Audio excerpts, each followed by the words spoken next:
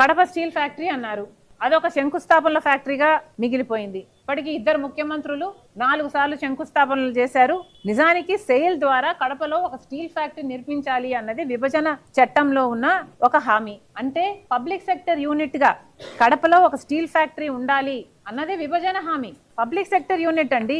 So public sector unit గాలికే పోయింది. ఇప్పుడు దాన్ని జిందాల్ చేత చేపించాలి అని ఇద్దరు ముఖ్యమంత్రులు తపన పడుతున్నారు. పబ్లిక్ సెక్టర్ యూనిట్ గా ఉండాల్సిన ఒక పెద్ద ప్రాజెక్టు, ఒక స్టీల్ ఫ్యాక్టరీని మీరు ఒక ప్రైవేట్ సెక్టర్ గా తయారు చేస్తుంటే ఇది అన్యాయం కాదా? అంటే విశాఖ స్టీల్ ఎలా ఉందే ఒక పబ్లిక్ సెక్టర్ యూనిట్ గా మన రాష్ట్రానికి ఒక తలమానికంగా అలా ఉండాల్సింది కడపలో ఒక స్టీల్ ఫ్యాక్టరీ. దాన్ని మీరు ప్రశ్న పట్టించడం లేదా? దుగ్గరాజుపట్నం పోర్టు 8,000 కోట్ల రూపాయలతో కేంద్రమే నిర్మించాలి అన్నది విభజన హామీ. మరి కనీసం ₹1 అయినా ఇచ్చారా? కనీసం డిపిఆర్ అయినా తయారైందా?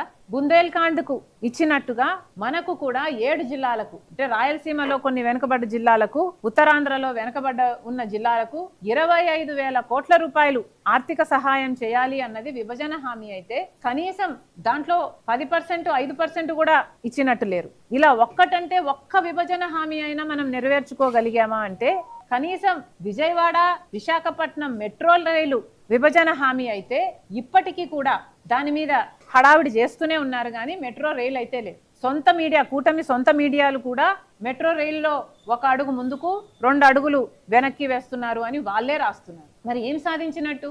విశాఖ రైల్వే జోన్ పూర్తి అయిపోయింది అంటారు కానీ ప్రారంభించరు. ఏం లాభము? విశాఖపట్నం చెన్నై ఇండస్ట్రియల్ కారిడార్ అన్నారు, ఒక్క పరిశ్రమ అయినా వచ్చిందా? మరి మన బిడ్డలకు ఉద్యోగాలు ఎలా వస్తాయి? మనం ఎలా బాగుపడాలి?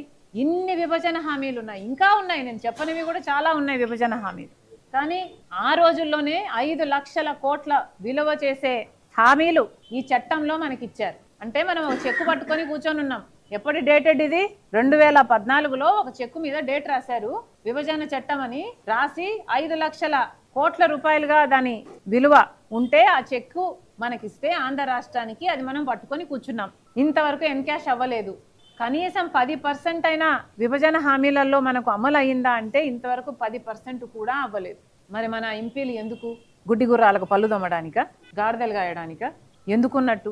మళ్ళీ చెప్తున్నాం, సమావేశాలు జరుగుతున్నాయి. 25 లోక్సభ ఎంపీలు, 11 మంది రాజ్యసభ ఎంపీలు ఇప్పటికైనా మన రాష్ట్ర ప్రజల హక్కుల కోసం, ఈ చట్టం కోసం, విభజన చట్టం కోసం నోరు విప్పండి. మీరు నిజంగానే తెలుగు బిడ్డలైతే, మీలో పారుతున్నది తెలుగువాడి రక్తం అయితే, మీకు నిజంగా మీకు ఓట్లేసిన ప్రజలకు ఏమాత్రం కృతజ్ఞత అయినా మీకు ఇంకా మిగిలి ఉంటే ఇప్పటికైనా ఆంధ్ర రాష్ట్ర ప్రజల హక్కుల కోసం, మన విభజన హామీల కోసం పోరాటం చేయాలని కాంగ్రెస్ పార్టీ డిమాండ్ చేస్తుంది.